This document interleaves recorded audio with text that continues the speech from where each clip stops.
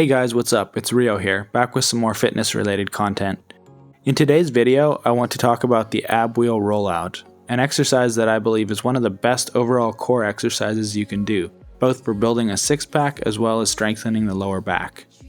Now, though it may seem like a very simple exercise, it's one that I've seen many people do incorrectly, even relatively advanced trainees.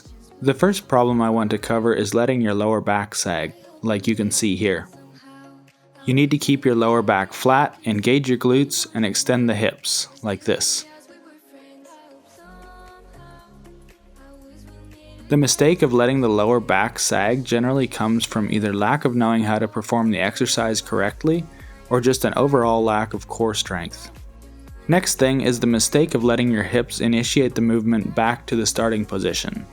This obviously makes the movement much easier, and while it's okay to do as a beginner, you want to be conscious of it and work hard to initiate the movement from the hands. Another common problem is not keeping the elbows locked. By bending at the elbow, you can make the exercise much easier at the bottom, and while you are initiating the movement from your hands, it's incorrect and takes away from the effectiveness of the exercise, which is, of course, to target the core. Also, in my opinion, it looks best if you keep your wrists straight, like so. Letting your wrists bend backwards can also put unnecessary strain on them. If you're not strong enough yet to keep your wrists straight, that's okay. Just keep working towards straightening your wrists. Eventually you'll be able to. Though I haven't really heard other people talk about this, I've found that keeping my wrists straight makes me a little stronger, as it really locks your whole body in. You're also going to be grasping the handle of the roller more in the meat of the palm, rather than in the fingers, which effectively shortens the lever arm. As far as progressions with the ab roller, if you aren't able to roll all the way out without collapsing, that's completely fine. You can just roll out as far as possible and then return, working constantly to roll out further and further.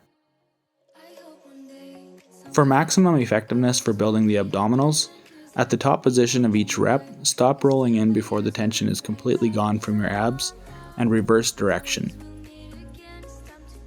As a beginner, it's completely fine to roll all the way in to give your abs a short break before the next rep. Another good progression is working negatives, using as good a form as possible and trying to control the negative portion, then either bailing at the bottom or bending slightly at the elbows and the hips to help in completing the positive portion of the rep.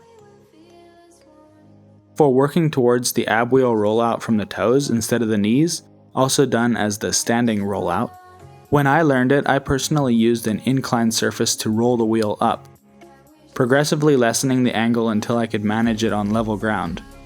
Though, to be honest, unfortunately my form still isn't perfect.